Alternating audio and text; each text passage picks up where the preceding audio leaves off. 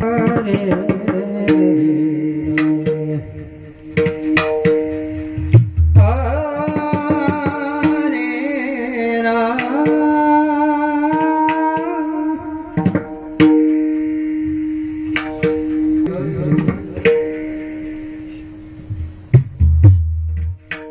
Krishna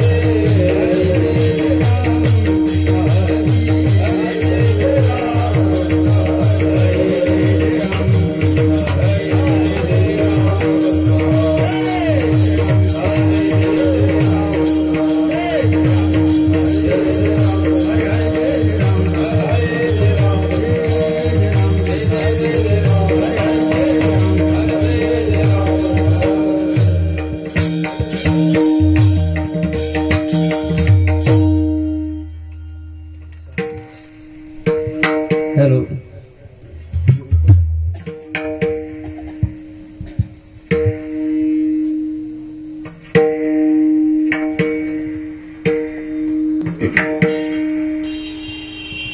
रूप पाहता लोचनी सुख झाले साजनी रूप पाहता लोचनी सुख झाले साजनी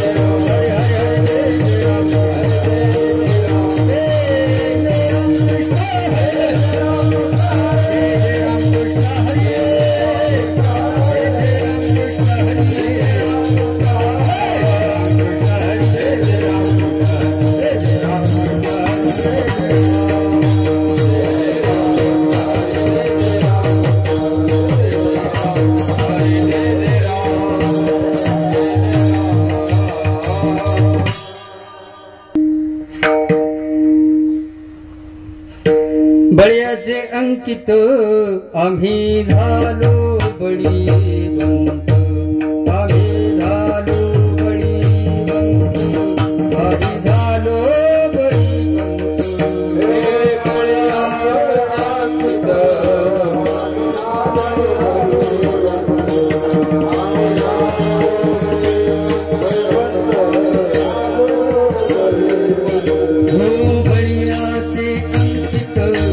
आम्ही झालो बळीवंत, आम्ही झालो बळीवंत, आम्ही झालो बळीवंत.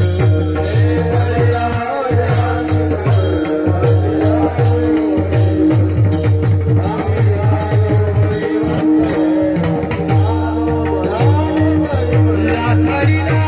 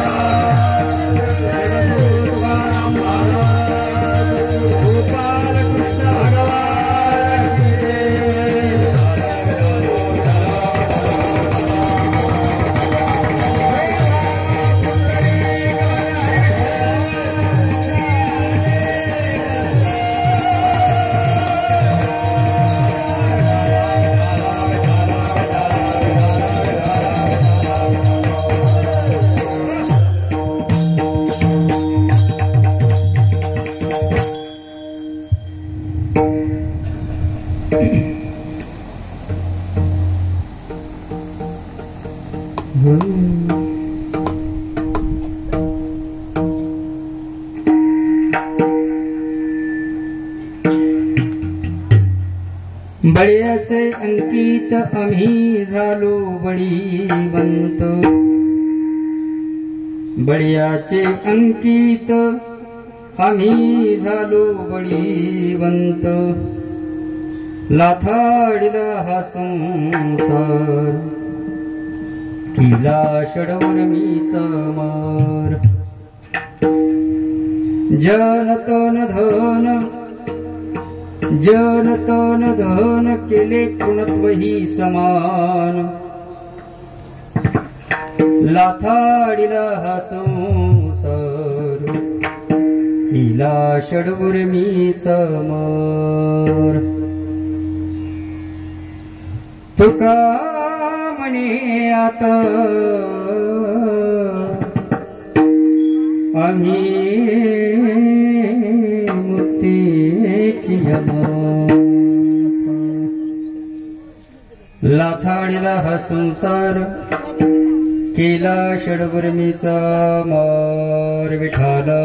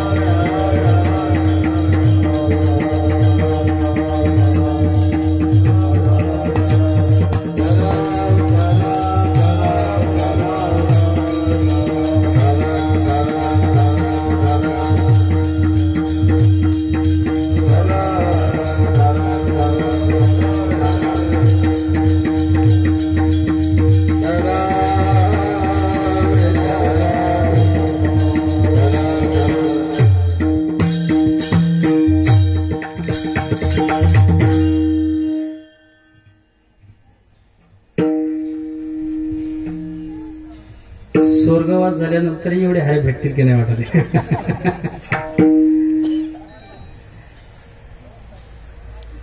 बळ्याचे अंकित आम्ही झालो बळीवंत, लाथाडीला हा संसार केला षडउर्मीचा मार. प्रस्तुत प्राप्त प्रसंगी कीर्तनरूपी सेवेकरता निवडलेला अभंग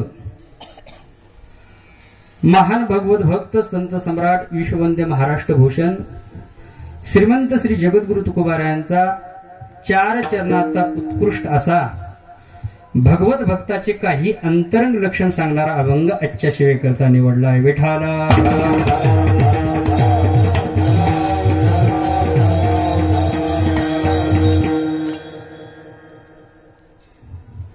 अभंगातील प्रतिपाद्य विषय असा आहे. महाराज म्हणतात की आम्ही बलसंपन्न परमात्म्याचे अंकित होऊन बल संपादन केलं एक, त्या बलाच्या साह्याने आम्ही संसार लाथाळला, षडनम 6 उर्मीचा मारा केला. एवढंच नाही तर जन तन धन या तिन्ही वस्तूंना तृणत्वप्रमाणे किंमत दिली. त्याचा परिणाम असा झाला की आम्ही मुक्तीच्याही मातेवर जाऊन पोहोचलो, एवढे बलसंपन्न झालो. विठाला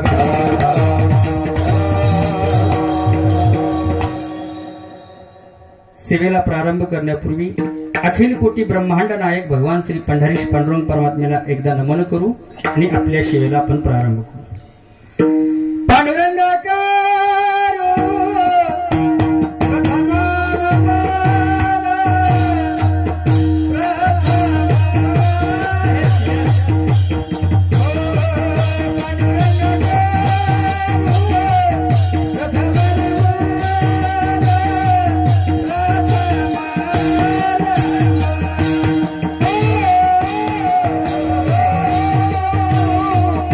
Oh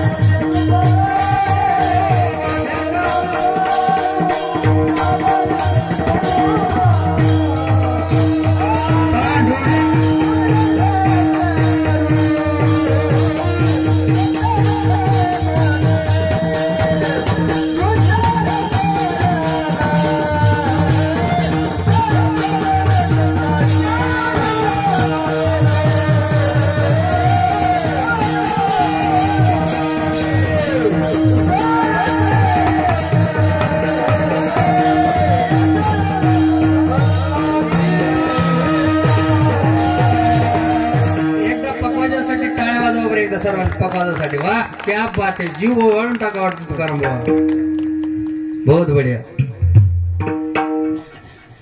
पांडुरंगा करू प्रथम नमन दुसरे चरण संताच्या त्यांच्या कृपादाने कथेच विस्तारू बाबाजी सद्गुरु दास तुका ओम नमो ज्ञानेश्वर करुणाकर दयाळ तुमच अनुग्रह लादलो पावन झालो चराचरी मस्तक माझा पायावरी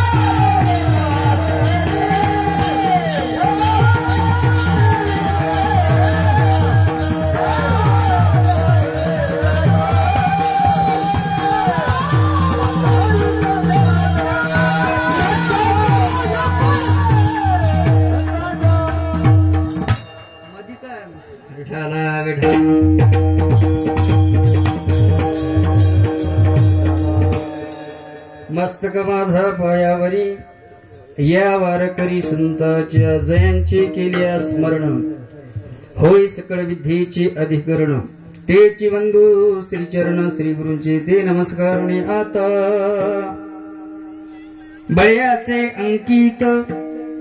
बळ्याचे अंकित आम्ही झालो बळीवंत लाथाडीला हा संसार केला षडवर मीचा मार तुकाराम महाराज गोंड्या काढाच होता त्याच्याशी पर्याय नाही हा कुस्ती खेळायची मुलं काय तर करावंच लागते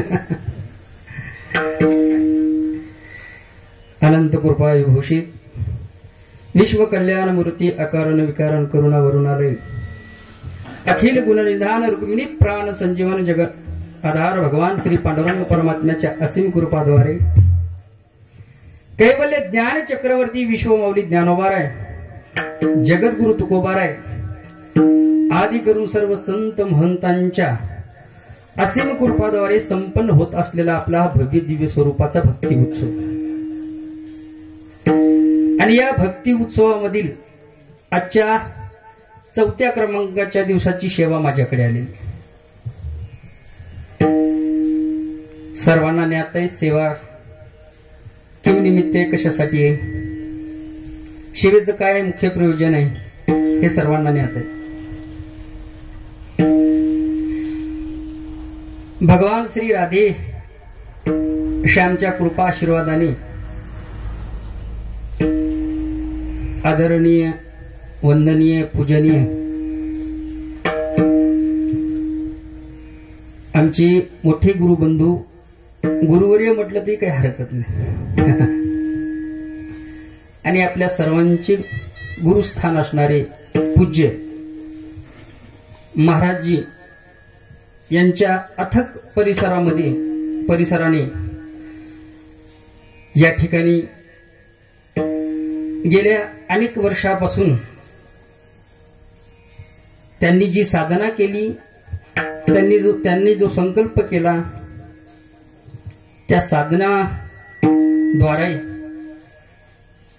या ठिकाणी पवित्र स्थानामध्ये पवित्र वातावरणामध्ये आणि पवित्र दिवसामध्ये भगवान श्री राधाकृष्ण परमात्म्याची मूर्ती प्राण प्रतिष्ठा या ठिकाणी गेल्या वर्षी महाराजांनी केलेले सर्वांना ज्ञात आहे महाराजांचा नवीन परिचय द्यावा असं काही तुम्हाला आवश्यकता नाही आपल्या परिसरामध्ये महाराज अनेक वर्षापासून या ठिकाणी आहेत तर तुमच्या परिसरामध्ये येण्यापूर्वी महाराज आमच्या संगती अनेक दिवसापासून आहे. ज्यांच्या संगतीमध्ये आम्ही परमार्थ म्हणजे नेमकं काय, कीर्तन म्हणजे नेमकं काय, शास्त्र म्हणजे नेमकं काय, हे ज्यांच्याकडून आम्ही शिकलो असे आदरणीय महाराज. माझा जर परिचय सांगायचं ठरलं तर ज्यावेळेस गुरुवर्य विठ्ठल महाराज शांडोळकर बाबा यांच्या संस्थानामध्ये मठामध्ये मी अगदी छोटा होतो, लहान म्हणण्यापेक्षा मला वाटतं 4वी-5वीला असेल. त्यावेळेस महाराजांची अतोनात महाराज सेवा करायचे, सांडोळकर महाराजांची. तुम्हाला माहिती असेल किंवा नसेल, आमच्या भागामध्ये महाराज खूप प्रसिद्ध आहे. म्हणजे भागामध्ये म्हटल्यानंतर माझ्या गावामध्ये महाराजांना अगदी मुलाच्याही पलीकडे प्रेम देतात. माझं गाव हाकणकवाडी मधून काही मंडळी या ठिकाणी आलेली, गावातून या ठिकाणी माणसाला काही येणार आहे. त्या काळामध्ये मला वाटतं जवळजवळ 26-27 वर्ष झाले असतील, मला कळतं तसं. गावामध्ये महाराज ज्यावेळेस आळंदीहून महाराज सांडोळकर महाराजापाशी आले, त्यावेळेस महाराजांची अवस्था आम्ही पाहायचो. तुकोबारांचं एक प्रमाणच आहे, काही ऐशी दशा येईल माझ्या अंगा चित्त पांडुरंगा, ही महाराजांची अवस्था होती. त्यावेळेस मी लहान होतो. सगळ्यात खोड्या करण्यामध्ये एक नंबर माझा. महाराज हे मुनिया असा काय करायला असेल. आणि त्यावेळेस आम्ही महाराजांच्या सेवेमध्ये होतो. पण महाराजांची सेवा श्रेष्ठ होती. चांडोळकर महाराजांची सेवा गुरुवर्य महाराज करायचे. त्यावेळेस महाराजांचा कुठं नेम डबल असेल किंवा महाराजांची तब्येत बरी नसेल किंवा महाराजांनी महाराजाला आज्ञा केली जा, त्यांच्या भाषेत सांगितलं आला जा तिकडे जा, हाक ना वाढली हा करून ये बरं. असं महाराजांचा आवाज, चांडोळकर महाराजांचा. आता त्यांचं बोलणं मी करून पण आता सगळ्यात लहान शिष्य म्हणजे मीच सगळ्यामध्ये शिष्य लहान मी. महाराज कीर्तनाला जायचं, पण ज्या गावात महाराज कीर्तनाला गेले त्या गावामध्ये असं वाटत नाही की महाराजांनी एखादा नवीन महाराज पाठवलाय. सेम टू सेम कॉपी महाराजांची, काही बदल गुरुवर्य महाराजांची कॉपी करत असं म्हणायचं आहे की नाही. म्हणजे बोलणं राहणं आहे की नाही, आचरण विचार आहे की नाही. महाराज जी जीव लावायचे तंतोतंत त्याच्यात काही तीळ मात्र देखील बदल नाही. असं महाराजांनी गुरुवर्य सांडोळकर महाराजांच्या सेवेमध्ये अतोनात सेवा महाराजांची केलेली आणि सेवेचं फळ आहे महाराज.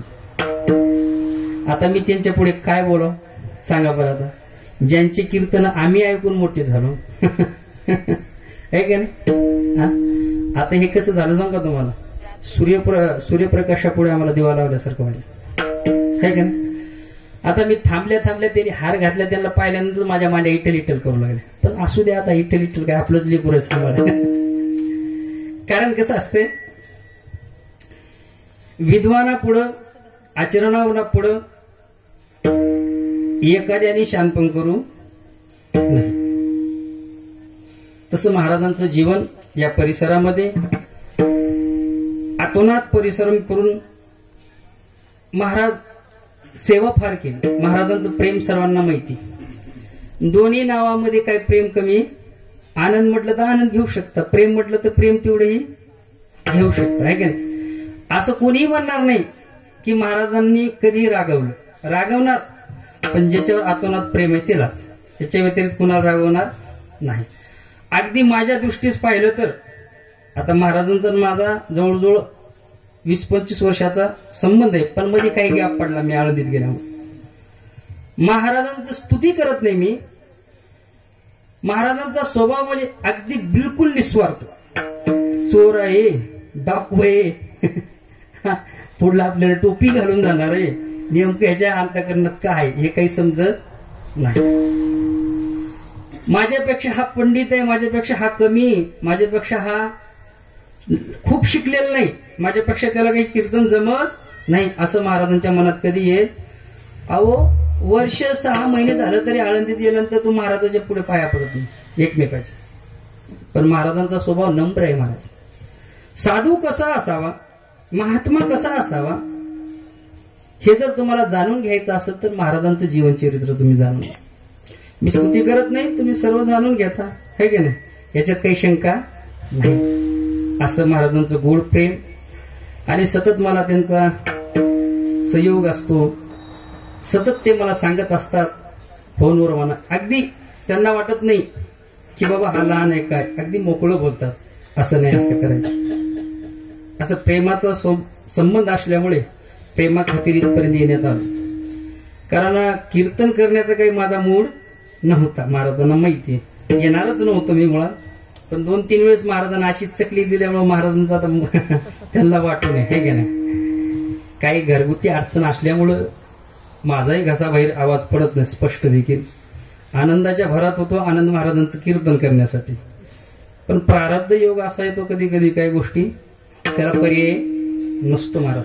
कारण संचिताचा भोग आपल्याला भोगावाच लागतो. आणि का रुसावे नलगे बहुता, आणि आपल्या संचिता कोणी कोणावर रुसण्याची गरज. ह्यानी माझं तसं केलं, तिने माझं तसं केलं, ह्याच्यामुळे झालं. काहीतरी आपण अनेक जन्मामध्ये काही आपले संचित शिल्लक असेल, त्याद्वारे आपण हे भोग भोगतो. तसंच योगायोग आहे. पण ते दुःख सारून मी इथपर्यंत येण्याचा प्रयोग केला. विठाल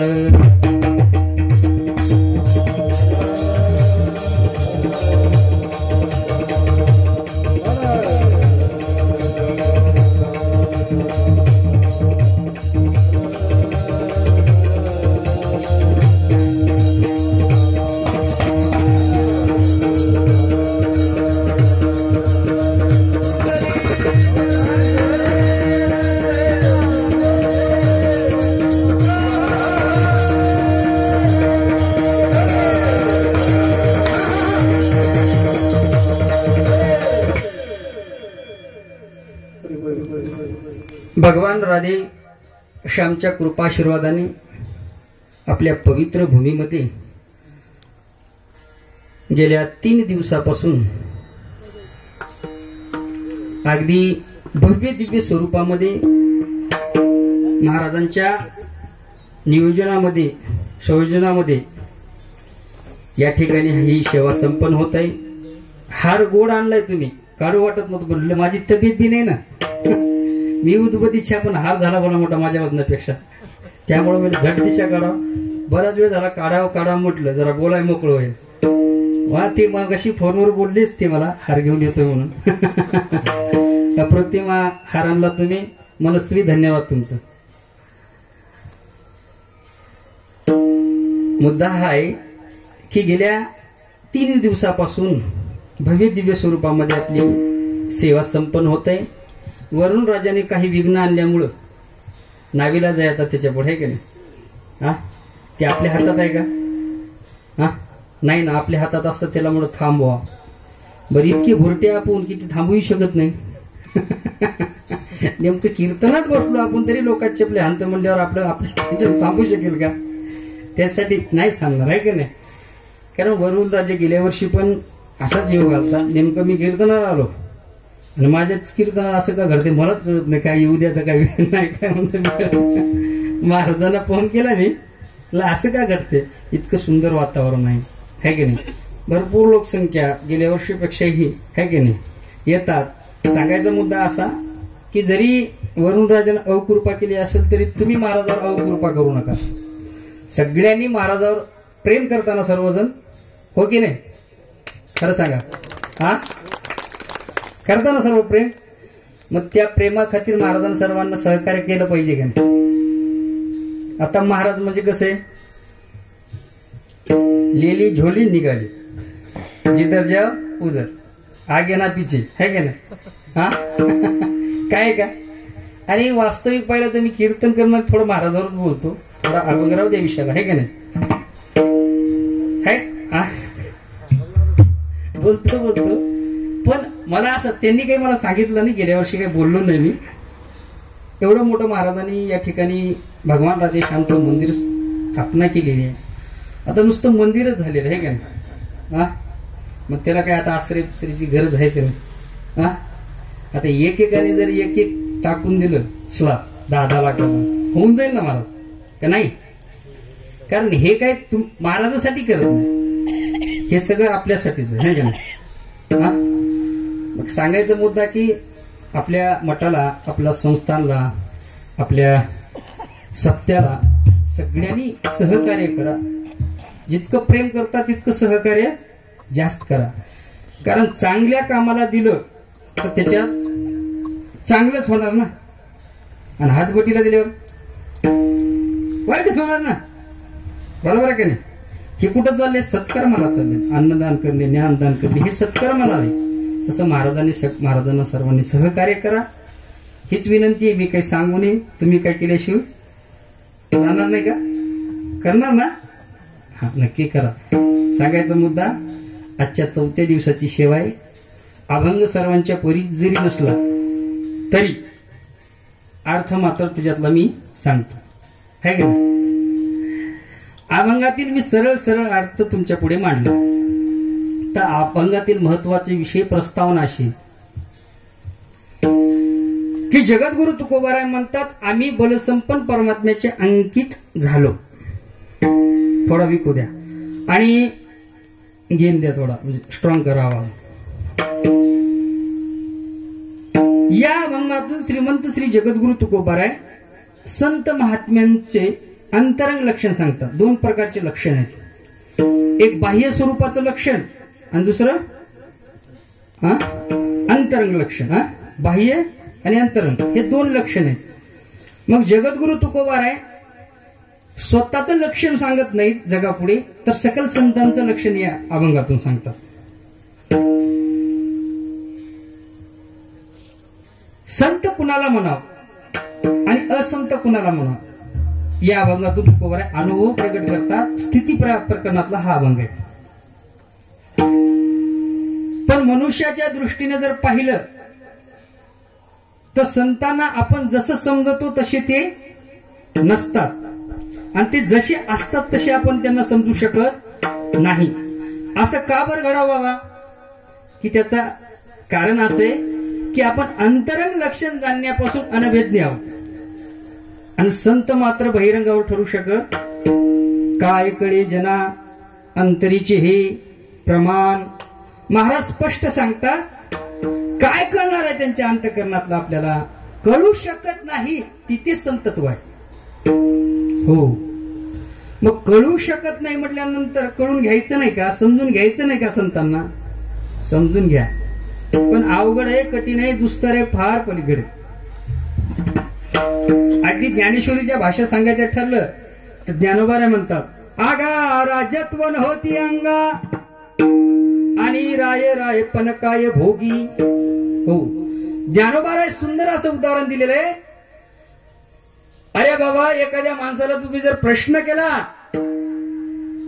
अरे आपल्या देशाचे राजा म्हटलं की पंतप्रधानाच्या भाषेत बोलायचं म्हटलं की आपल्या देशाचे जे पंतप्रधान आहेत ते कसे असतात? आता निवडणूक चालू आहे ना, एखाद्याने जर म्हटलं मोदी साहेब कसे आहेत, ते दिसायला कसे आहेत? गोरे आहेत, गोमटे आहेत, काळे आहेत, ठेंगणे आहेत, नकटी आहेत, हे की नाही?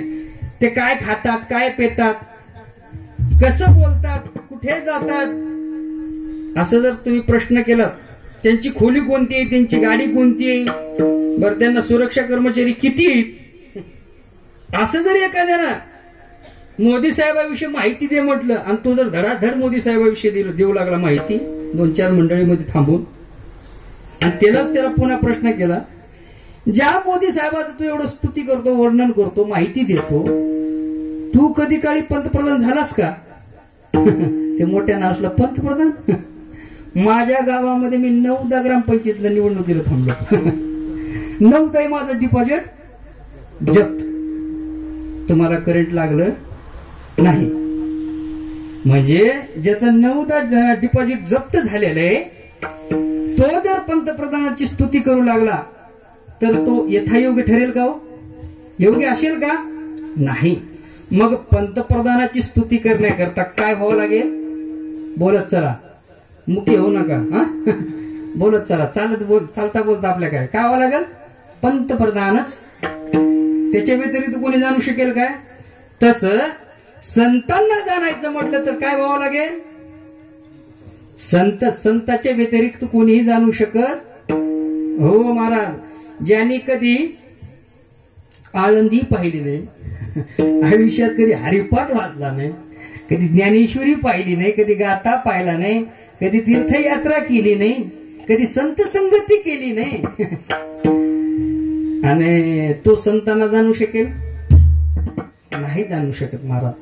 संतांना जाणण्यासाठी संतासारखीच साधना करावी लागेल, संतच व्हावं लागेल. त्याच्या व्यतिरिक्त कोणी जाणू शकत?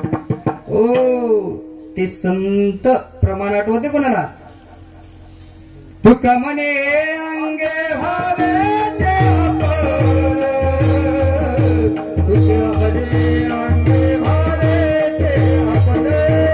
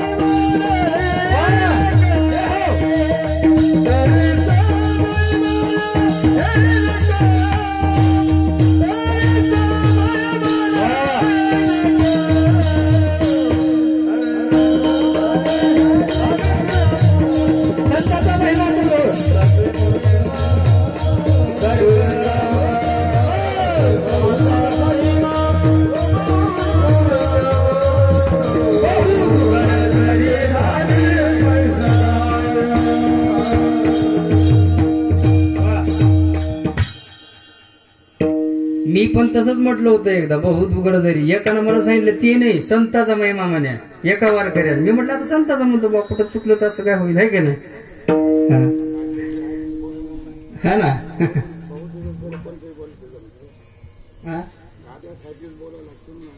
नाही नाही, एक तुमच्यासारखाच वारकरी असंच बोलत होता मला की संताचा महिमा तो म्हणावणे द्रौपद. मी म्हटलं नाही बुवा, बहुत उघड जरी झाली. म्हटलं चला बुवा ती आहे का नाही. तुका म्हणे अंगी व्हावे ते आपण, तरीच महिमान कळूईल. संतांना जाणण्यासाठी संतच व्हावं लागेल, संतांच्या व्यतिरिक्त कोणी जाणू शकत नाही. इथे होतो. मग संतांना जाणायचं म्हटलं, कशासाठी जाणायचं? काय फायदा संत जाणून घेण्यासाठी? एवढं का आग्रह करता? तर त्याचं कारण असं आहे की आपल्या ठिकाणी जो आत्मबोध आहे तो आपण विसरला आणि नको त्या संगतीत गेल्यामुळे संतांना आपल्याला जाणून घ्यायचंय. आपली फजिती होऊ नये असं जर वाटत असेल तर संतांनी जे केलं तेच आपल्याला हो. तैसे हरपले आपण पै पावे, ते संता ते पाहता गिवसावे, म्हणून वानावे ऐकावे तेची सदा. कदा कदा नव्हे, तेची सदा. संतांना जाणून घ्यायचं असेल तर संतांना जे आपलं हरवलेलं आहे मुख्य तत्व, ते तत्व आपल्याला परत मिळून घेण्यासाठी संतांना जाणून घ्यायचंय महाराज. मग संत तरी या अभंगातून आपली स्तुती करतात. संतांना जाणून घ्या म्हणजे या अभंगातून बळीयाचे अंकित म्हणजे या ठिकाणी प्रौढी सांगतात, आत्मस्तुती करतात. आणि संत तर आत्मस्तुतीच्या पलीकडे, फार पलीकडे. मग हे कसं काय? संतांना तर स्तुती आवडत नाही, मग संत या अभंगातून स्तुती का करतात? स्तुती करत नाही तर संतांच्या व्यतिरिक्त संतांचा महिमा कोणी सांगू शकत नाही, म्हणून नाविलाजानं संतांना सांगावं लागलं. तुम्ही आम्हाला जसं समजत तसे आम्ही नाही. उदाहरणार्थ सांगायचं ठरलं, एखादा छोटासा बालक, त्या बालकाला जर त्याचे मम्मी पप्पा जाणून घेण्यासाठी घरामध्ये, तर त्या छोट्याशा बालकाला परिचय करून कोण देते हो? आई देते ना. त्याचे बाहेरून वडील आले, पप्पा आले, ती म्हणती पप्पा आले, पप्पा आले, पप्पा आले. है की नाही? मग हा घरात आल्यानंतर काय म्हणतो? मम्मी आली, मम्मी आली. म्हणजे असं म्हणायचं का त्याला ही त्याची मम्मी ते तिचा पप्पा? नाही ना. मग एकमेकाची स्तुती करतात, पण कशासाठी? त्या छोट्याशा बालकाला समजावं, कळून देण्यासाठी. बरोबर आहे. तसं तुम्हाला अज्ञान स्वरूप बालकांना, अनाथ जीवाला सनात करण्यासाठी संत महात्मे हे समजून सांगतात, बाबा तुम्ही आम्हाला जसं समजत तसे आम्ही नाही. वास्तविक पाहिलं तर आम्ही स्तुती करत, बस स्तुती करत ऐक म्हटलं तर ज्ञानेश्वरी त्याच्या संबंधाने बरेचसे ओवे आलेले. ऐका. आडव्या तुडे आडवी मग विद्याजीवी हरवी नाना कुल दिलं पिवावे ते नाना कुशोळ आपले पांघरेले पेरेले तैसे झाकिले दान पुण्य. या दोन ओवीमध्ये 3 दृष्टांत सांगितले बाबा, आणि त्याचा सिद्धांत पुढे सांगितलेले. वाचस्पतीची ने पाडे सर्वज्ञता तरी जोडे परी येड्या माझे दवडे महिमा भेने. बरोबर आहे का ओवी? हा. चातुर्य पिवी महत्व हरवी. पुढलं काय? पिशे पण आवडी. हा हा वा. बाबाचा फाटा चांगला आहे. बुका फेकायला म्हणाला सावधच राहावं लागेल मला. सर्वज्ञतेनं वरलेले महात्मे हा पहिल्या ओवीमध्ये दृष्टांत देतात की एका सोनाराचं दृष्टांत देतात. ज्ञानोबाराय म्हणतात की एक मनुष्य, आता लग्नाचं सीझन असल्यामुळे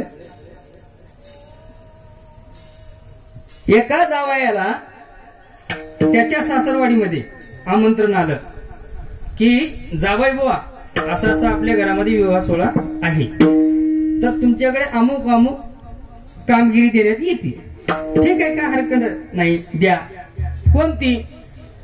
तर आम्ही बाकीचं सर्व पाहू, फक्त तुम्ही जेवणाची व्यवस्था बघा. आता जावई म्हटलं खूपच खुश झाला, सासरवाडी कोण हे आपल्याला त्यालाही तेवढंच पाहिजे होतं.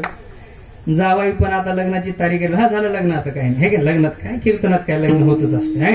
लगेच तारीख ठरली, लग्न झालं, शुभमंगल सावधान झालं. मग जावाईकडे एक काम होतं. कोणतं? पंक्ती वाढणी. पंक्तीचं नियोजन दिलं त्याचे. आता जसं आपल्या सप्त्यामध्ये नियोजन असतं, तुम्ही पंक्तीचं जे अन्नदान आहे ते पा, तर जावाकडं जावायने कडक कपडे घातले.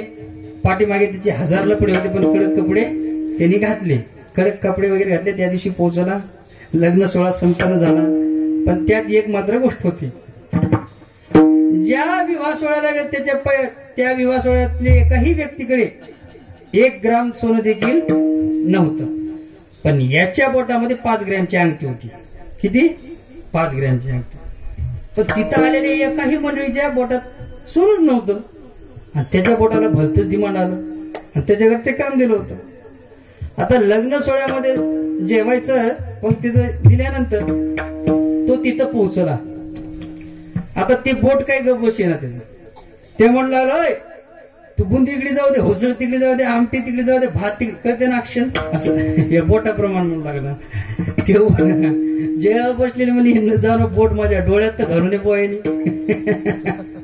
ते बोट ते म्हणून बुंदी इकडे जाऊ दे, होसळ तिकडे जाऊ दे, आमटी तिकडे जाऊ दे, भात तिकडे जाऊ दे, असा इशारा. पण माऊलीने त्याला अपवाद शोधला. माऊली म्हटले, जो मनुष्य बुंदी इकडे जाऊ दे, हुसळ तिकडे जाऊ दे, आमटी तिकडे जाऊ दे, भात तिकडे जाऊ दे म्हणलं, तोच माणूस जर चोर लोकांच्या तावडीत सापडला तर चोरांना म्हणेल का हो, चोरांनो काही इकडून या आणि काही इकडून या असं म्हणून? आडवी तुडे आडवी, मग आडवी ताजीवी अरे अहो, जीवावर आलं, प्राण गमवायची पळी आल्यानंतर तो म्हणेल का घ्या घ्या, झट दिशा अंगठी काढेल, बुटात घालेल, फेट्यात घालेल, कोटात घालेल, कुठं घालेल, पण दिसू देणार नाही. उदाहरण संपलं. तसं महात्मे आपलं ज्ञान, आपली योग्यता, आपलं वैराग्य, आपली साधना हे लोकांना दिसू देत नाही. तर काय तुमच्या आमच्यासारखं आहे? आज पवार महाराज अमुक अमुक ठिकाणी कीर्तन स्टेटेट पहा, 500 लोकांना तर दिवसभरातून गेली, इथं तारीख असं आहे का? नाही. चला दुसरं उदाहरण. तुम्ही आम्ही शेतकरी मंडळी. नाना कृषीवळ वाकुले पांघरिले पेरिले तैसे झाकिले दान पुण्य. आता तुम्ही आम्ही शेतकरी माणसं जेव्हा शेतीमध्ये पेरणी करतो, झाकतो की उघडं ठेवतो? झाकतो. आणि उघडं ठेवल्यावर उन्हाळ्यात लोकांच्या बुंद्या खायला निघाल्या आहे की नाही? उगवणार आहे का? नाही उगवू शकत. तसं महात्म्य आपलं पुण्य ज्ञान हे सतत झाकतात महाराज. तिसरं उदाहरण आहे, कुलवान घराण्यातली मुलगी ज्यावेळेस विवाहप्रसंगी पूर्वी बर का आता ती त्या मुलीचं शरीर नकशिकांत झाकलेलं असतं महाराज, है की नाही? कुलवधू लपवी अवयवाती. पायाच्या अंगठ्यापासून ते डोक्याच्या केसापर्यंत संपूर्ण त्याचं शरीर झाकलेलं असतं महाराज. तसं महात्मे आपली योग्यता, आपलं ज्ञान, आपलं चातुर्य लोकांना दिसू दे. वाचस्पतीची ने पाडे. वास्तविक पाहिलं तर कसं आहे, रिद्धी सिद्धी त्यांना प्राप्त आहेत, हाय की नाही? चातुर्वी लपवी महत्वी हरवी. म्हणजे वास्तविक पाहिलं तर त्यांच्याकडे जे ज्ञान आहे ते लोकांना दाखवी. याच्याही पुढे ज्ञानोबा सांगतात, जे योग भ्रष्ट पुरुष आहेत मोटके देहाकृती निज ज्ञानाची पहाट फुटी आणि सूर्यापुढे प्रगटी तैशे दशेची वाट न पाहता वैशेची किंवा वशेची गावा न येता आणि बाळपणाच्या सर्वज्ञता. वा. म्हणजे वास्तविक पाहिलं सर्वज्ञतेने जे महात्म्य वरलेले ते आपली स्तुती करतील का? हा आपला मेन मुद्दा. उपजताचे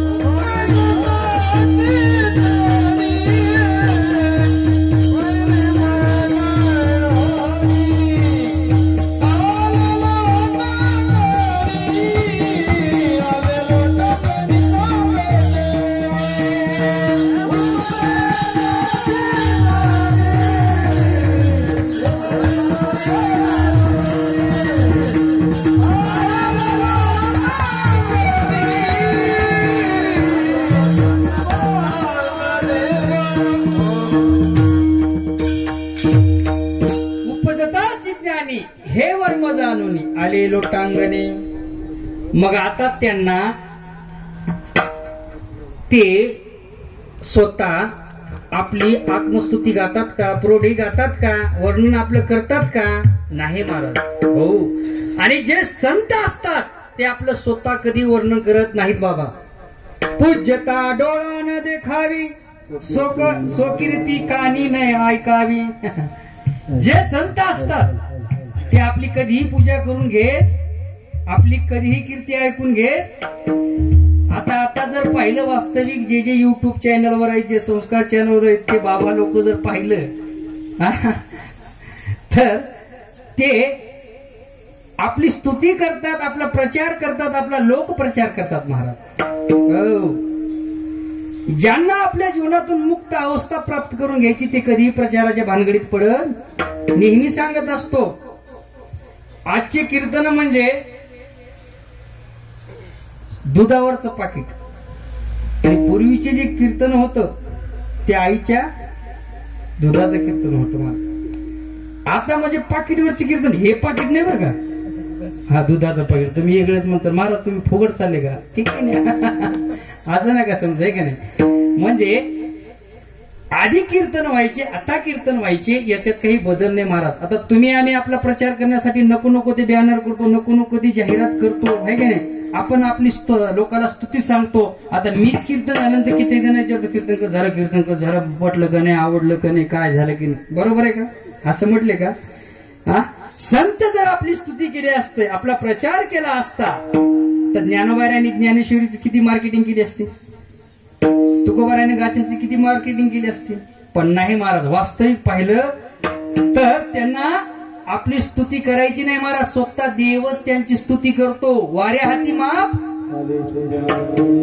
पुढलं काय, कीर्तिमुखी गाई नारायण. म्हणजे संत आपली स्तुती करत नाही, स्वतः भगवान परमात्माच त्यांची गोष्ट जगापर्यंत पोहोचवतो महाराज. तसं इथे जगद्गुरु तुकोबाराय आदी करून सर्व संत या ठिकाणी आपली स्तुती करत नाही महाराज. दुसरी महत्वाची गोष्ट, संतांना का जाणून घ्यायचं हे मी तुम्हाला सांगतो. उदाहरणार्थ आपण आरशात पाहतो. कशासाठी पाहतो, आरशाला बरं वाटावं म्हणून, बरोबर आहे. वा बाबाने खरं नाही मला. आरशात का बघतो की आपण बाहेर पडण्यापूर्वी आपल्या तोंडाला काही लागलेला असावा आणि आपण बाहेर गेल्यानंतर लोकांनी पाहून आपल्याकडे हसावं, हे बरं नाही. म्हणून आपण आरशात पाहतो महाराज, है की नाही. तसं संतांना का पाहायचंय की आपल्या जीवनामध्ये, संतांना का जाणून घ्यायचं की आपल्या जीवनामध्ये एखादा दोष, गुणदोष असेल, गुण असेल, दोष असेल, तो जर असेल तर संतांच्या संगतीत जाऊन त्यांना पाहून त्यांना समजून घेऊन तो दोष नाहीसे करण्यासाठी संतांना जाणून घ्यायचाय महाराज. म्हणून संतांना आपल्याला जाणायचं. वास्तविक पाहिलं तर संतांना आपण काय समजतो, ते निर्बुद्ध आहेत, ते व्यवहार शून्य आहेत, बरोबर, ते दुबळे आहेत, ते येडे आहेत, असं आपण संतांना.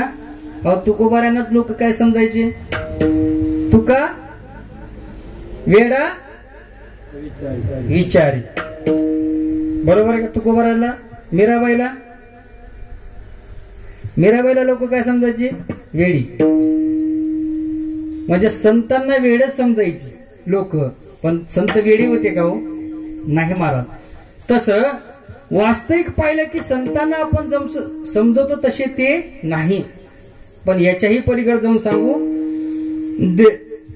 देवापेक्षाही संत श्रेष्ठ आहेत.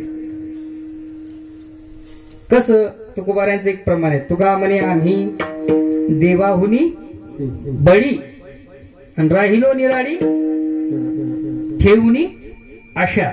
म्हणजे जी आशा भगवान परमात्म्याला जिंकत आली नाही ती संत महात्मीनी जिंकली महाराज. मग या ठिकाणी मग आता मला सांगा, आपला अभंगच कोणता आहे, बळीयाचे अंकित महाराज. म्हणजे या ठिकाणी संत आपली स्तुती सांगत नाही महाराज. हा आपला मुद्दा आहे. आता बळीयाचे अंकित म्हणल्यानंतर काही शास्त्रामध्ये बळ आलेत. एक दोन त्रोटक बळ सांगतो तुम्हाला. प्रस्तावना संपली. पहिलं बळ कोणतं, शारीरिक बळ. दुसरं कौटुंबिक बळ. तिसरं सत्तेचं बळ. चौथं सांपत्तिक बळ आणि पाचवं बौद्धिक बळ. आता ह्या 5 बळामध्ये एक बळ सांगतो. शारीरिक बळ कशाला म्हणतात, जो शरीराने धष्टपुष्ट आहे. म्हणजे जसे आपले गायनाचार्य ज्याने हार आणला सुंदर, ह्याला कोणतं बळ म्हणतात, शारीरिक बळ. शारीरिक बळाने जगामध्ये कोण कोण प्रसिद्धीला आले, मारुती राय कोणत्या बळाने प्रसिद्धीला आले,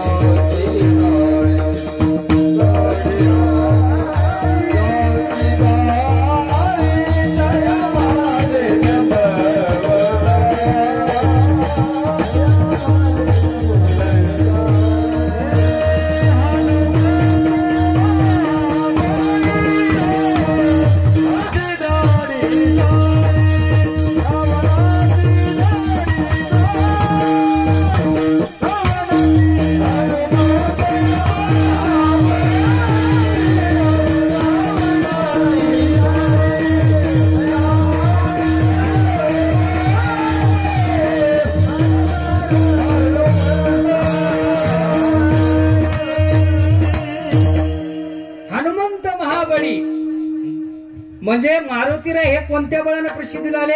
शारीरिक बळानं. भीमदादा कोणत्या बळानं प्रसिद्धीला आले? बर, आता जुनी जी मंडळी, बाबा ती मंडळी, दादू चौगुले, हिरामन बनकर, दारा सिंग, हे कोणत्या बळानं प्रसिद्धीला आले? कोल्हापूरची मंडळी कोणत्या शारीरिक बळानं, आहे का नाही? याला शारीरिक बळ म्हणतात महाराज. आता ते पोरं छोटे आहेत ना, पोरं इथे कोणी ते तुम्ही डब्ल्यू पाहता का? ते जी खेळतात ना, ते कोणत्या बळानं आहेत रे पोरं? त्याच्या ते खली आहे बघा आपला, कोणता? शारीरिक बळ. बरोबर आहे की नाही? ह्याला कोणतं बळ म्हणतात? शारीरिक बळ. मला चला पुढे, आपल्याला टाइम झाला आहे की नाही? आता दुसरं बळ कोणतं आहे? कौटुंबिक बळ. आता कुटुंब काय राहिलेलं नाही, आता 1-2 बोटावर मोजले तितकेच राहिलेले आहे महाराज. पूर्वी असं होतं आपल्या देशामध्ये, राज्यामध्ये, की सर्व एका जागी माणसं राहायचे बाबा, आहे की नाही? त्याच्या मुलाचे लग्न हो, त्याच्या मुलाचे हे मात्र होऊन 2-3 जाईल. पण आता तसा राहिला कायदा, हम दो अक्षिदा पडले रे पडले चढू, दुसरं आहे की नाही? लगेच तयार करायचं. पूर्वी कसं होतं? कौटुंबिक बळ होतं महाराज.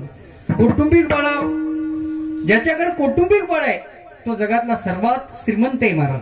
महाराज भागवत करतात, गजेंद्र नावाचा हत्ती होता. तो गजेंद्र नावाचा हत्ती एका सरोवरावर स्नान करण्यासाठी गेला. मग त्याचा पाय कोणी धरला? एका नकराने, मगरीनं म्हणा, आहे की नाही? त्याचा पाय धरला का? कारण पाण्यामध्ये त्या मगरीची शक्ती आहे महाराज. आणि ती जर बाहेर, पाण्याच्या बाहेर जर पडली बाबा, त्याला कुत्रे फाडून खातात. ज्याचं त्याचं स्थान प्रत्येक ठिकाणी आहे महाराज. तसं तो गजेंद्र त्या नकरासोबत हजारो वर्ष युद्ध केलं. त्याला सहकार्य कोणी कोणी केलं? त्याच्या कुटुंबाने केलं का नाही? काही का पुन्हा ते पुढचा विषय सोडून द्या, आपल्याला कुटुंबाबद्दल उदाहरण घ्यायचं. याला कौटुंबिक बळ म्हणतात महाराज, आहे की नाही? बर, प्रभू रामचंद्र रावणासोबत युद्ध केलं, लंकेवर विजय प्राप्त केलं. कुणाच्या सहकार्याने? लक्ष्मण दादाचे, बरोबर आहे. आणि रावण हरला हे कोणामुळं? त्याचं कुटुंब त्याच्यासोबत बिभीषण. चला, ह्याला कोणतं बळ म्हणतात? कौटुंबिक बळ. मी नेहमी एक उदाहरण सांगत असतो, ज्याच्याकडे कुटुंब असेल ना, कौटुंबिक बळ असेल ना, जगात त्याला कोणी हरू शकत. माझ्यासारखाच उद्बोधी छाप माणूस, काडी पैलवान, असा रस्त्यावर चालला होता. आमच्या गायनाच्या रेगेसारखे तब्येतीवाला होता, धष्टपुष्ट असं बॉडीगार्ड. चौकात आता गावात थांबलेले असतात, त्याच्यासोबत आता बॉडीगार्ड म्हटलं, गावातला तब्येतीवाला म्हटलं, त्यासोबत त्याची मित्रमंडळी होती 4-5 जण. आणि माझ्यासारखा उद्बोधी छाप माणूस गेला भर चौकामध्ये, धड दिशा त्याच्या थोबाडीत आणली. त्याच्या थोबाडीत आणल्याला त्याचे मित्र म्हणले, काय बावळट आहेस, अख्ख्या घराला परेशान केलास तब्येतीसाठी, खाऊन खाऊ याजानं पैसा काढला, तुझी तब्येत आम्ही केली. आम्ही मित्राकडून तुला उष्ण अरे वर्गणी करू करू तुला कोल्हापूरला पाठवला. आणि एक उद्बोधी छाप काडीवार पैलवान येतो भर चौकामध्ये आमच्या सोबत तुझ्या थोबाडीत हालून जातो. लाज शरम काही ऐकून ते ऐकून घेतलं. झालं तुमचं काय झालं? काय वरी तोंड करून सांगतो काय झालं? ऐकलं तर ऐकून घ्या. तो गेला निघून मारणार. अरे बाबा, मी मार खाऊन का घेतला थोबाडीत तुम्हाला माहिती आहे का? मी जर त्याला परत आणली असती तर काय काय झालं असतं? काय झालं असतं? मी त्याला परत आणलं असतं तर त्याच्या घरच्यांना कळालं असतं, तर त्यांनी काय केलं असतं माहितीये का? घरातून वडून दारात आणून गल्लीत आणून कुत्र्यागत आणली असते. म्हणून मी गप्प बसलो. कळलं ना तुम्हाला? नाहीतर मी काही कमी आहे का? कारण त्याच्या पाठीमागे कौटुंबिक बळ आहे महाराज. म्हणून याला कौटुंबिक बळ म्हणतात, कुटुंबाचं बळ. आणि ज्याच्याकडे हे सामर्थ्य आहे, हे बळ आहे, तो जगात कुठेही हरू शकत नाही महाराज. चला, सत्तेचं बळ. आता तुम्ही सगळ्याच पक्षाची सत्ता पाहिलेली, त्यामुळे तुम्हाला सत्तेचं काही सांगण्याची गरज नाही. आणि सत्तेपुढे काही शानपण नाही महाराज, आहे का सत्य पुढे शानपण चलत नाही, याला सत्याचं बळ म्हणतात. चला, चौथं बळ कोणतं आहे? सांपत्तिक बळ. आता हे सांपत्तिक बळ म्हणजे आता सगळेजण इथं कशाच्या बळावर आहेत सध्या? घनो, ज्याच्याकडे या जगामध्ये खूप पैसा आहे त्याला या जगामध्ये मान मान्यता आहे महाराज. हो, खूप ज्याच्याकडे पैसा आहे त्याला हरिपाठ पाठ नसू द्या तरी लोक त्याला विद्वान म्हणतात. बर, हा अभंगाचं नीट विश्लेषण करू नका, बाबा काय पंडित आहे म्हणतात. हे मी नाही सांगत, श्लोक आहे. यशास्तवितरम समरण कुलीनहा स पंडितः स वक्ता, बरोबर आहे का? सये वक्ता सचदर्शनीय सर्वगुण कांचनम आश्रयंती. कांचन म्हणजे त्याचे आश्रयाने हे सर्व गुण राहतात. लोक म्हणतात काय पंडित आहे, त्याच्याकडे कोणताच गुण नसताना काय बोलतो, किती छान कीर्तन करतो, कसा वक्ता आहे असं म्हणतात. कशामुळं? पैशामुळं महाराज. का? त्याच्याकडे भरपूर पैसा असल्यामुळं. आणि जगात आता कशाला किंमत आहे हो?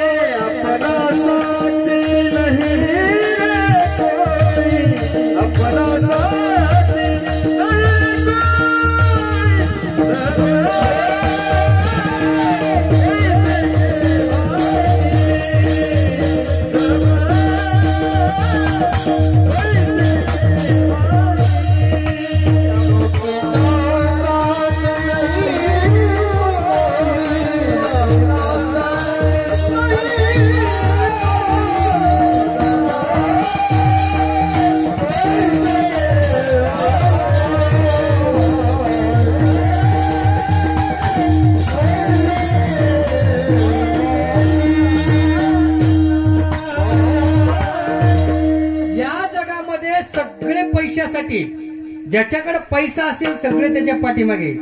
गावात बघा पाटील पाटील पाटील पाटील पाटील म्हणतात. ज्या दिवशी पाटील खायला महाग होईल त्या दिवशी पाटलाला कोणी विचारते का? हा, आज आपली मित्रमंडळी आपल्याकडे काही नसू द्या, आपल्या पाठीमागे येतील का? मित्र कोणता खरा? आपल्याकडे काही नसताना देखील आपली साथ सोडत नाही, आपल्यावरचं प्रेम कमी होत नाही, त्याला म्हणायचं मित्र महाराज.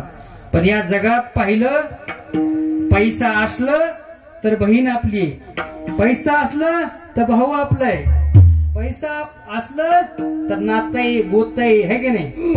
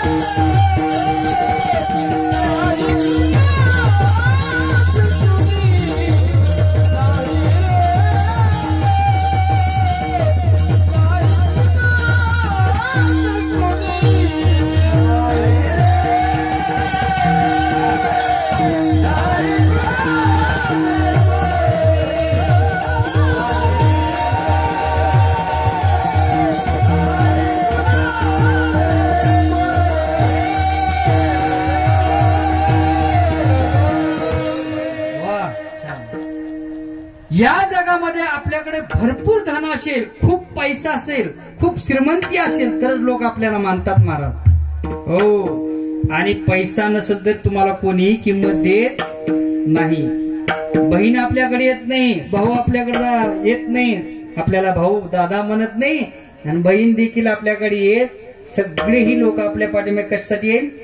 हो, तुम्ही बघा, माणूस कितीही आचरणबद्ध असू द्या, कितीही विद्वान असू द्या, कितीही गुणसंपन्न असू द्या, त्याच्याकडे जर पैसा नसेल तर त्याला शून्य किंमत आत्याच्या वर्तमान स्थितीमध्ये महाराज. तो किती चांगलाही राहिला, किती आचार विचार त्याच्याकडे चांगले, त्याला किंमत नाही. त्याच्याकडे किती पैसा आहे, किती प्रसिद्धी आहे, त्याच्या पाठी आज जग आहे. वा, बाबा माझ्या आधीच वाक्य बोलून गेले. गद्दा शेठ आहे की नाही? गाढवाला पण शेठ म्हणण्याची वेळ आहे महाराज. या कलियुग, याला नावच आहे कलियुग महाराज. तुकोबारांनी सोप्या भाषेत वर्णन केलेलं आहे या श्लोकात. धनवंताला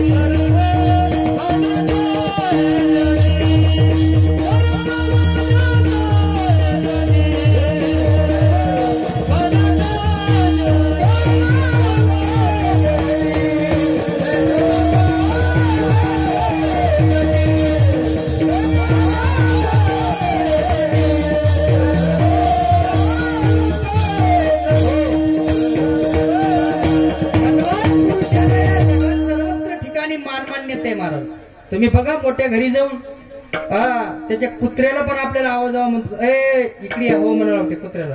हे खा, इकडे जा टॉमी, इकडे या टॉमी, असं म्हणावं लागते कुत्र्याला. का अरे तुरे म्हणावं, अरे तुरे घाला जमते बाबा मोठ्या घरच्याला कुत्र्या. हाड म्हणायचं, चलाजी भाजी. का? पैशा म्हणून महाराज. काही काही तर मोठी माणसं अशी तुकाराम बुवा की खास पैसे देऊन ठेवलेले त्यांची स्तुती करण्यासाठी. पैसे देऊन, हे आमचं इतकं बंगला आहे, तिथे तुमचं आहे, हे आहे, ते त्याचं आहे, ते आहे की नाही? पैसे देऊन. का? कारण महाराज ते नेमकं त्याच्यासाठीच असतात तिथं. 2-4 बिस्किट खायचं, एकमेकाची स्तुती करत. आणि तुम्ही बघा, आज महाराज आमचे कधीही नेहमी जे आहे ते तोंडावर बोलतात. प्रेमानंद महाराज समोर काय असेल ते, पाठीमागे काय खेळ नाही, आणि ते पचत नाही. आणि तीच भाषा जर एकदम चुना लावून सांगितली, हा लय भारी प्रेमानंद महाराज, बरोबर आहे का? रागून सांगितले, पण वास्तविक पाहिलं तर खरं आहे, त्याचा स्वार्थ नाही महाराज. तसं जगामध्ये विनाकारण लोक एकमेकाची स्तुती करतात महाराज. का? त्याच्याकडून काहीतरी फायदा आहे, तो मोठा आहे, पैसावान आहे, धनवान आहे. तुम्ही बघा, आपण एखाद्या मुलीचं स्थळ, मुलाचं स्थळ पाहिलं तर गावामध्ये विचारपूस करतो, अबो तुम्ही ज्या मुलीसाठी स्थळ पाहायला गेलतात त्याचं काही कुळ गोत्र वगैरे काही पाहिलं की नाही, असं विचारतो का नाही? काय काय कुळ गोत्र काय राहायला, कसं आहे, कुठं शिक्षण आहे, काय, किती शेती आहे, किती बाडी आहे, उगाच दिली आपली पोस्टर पाहून, असं नाही ना. सगळी आपण चांबर चौकशी करतो का नाही? बारीकीनं निरीक्षण, जुनी माणसं आहेत बघा, बारीकन निरीक्षण करतात, मग देऊ शकतो. त्याला जर म्हणलं कुठं पाहिली, काय त्याचं कुळगोत्र पाहिजे काय नाही, त्याच्याकडे 25-30 एकर ऊसाची शेती आहे, 2-4 बंगले आहेत, 2-4 फॉर्च्युनर गाड्या आहेत. आता गाड्यावर बंगल्यावर ऊसावर कुळगोत्र असते होय? आता मग म्हणजे याचा अर्थ सांगायचं म्हणजे खूप पैसा आहे म्हणून आपण दिलं, पैशामुळे तिथं त्याला काय बघायची, आपली पोरगी सुखी राहील महाराज. कशामुळं त्याला किंमत आहे? पैसा. पैशामुळे किंमत आहे महाराज. हो, आता काही वेळेस फार मोठे वक्ते असतात महाराज गावामध्ये.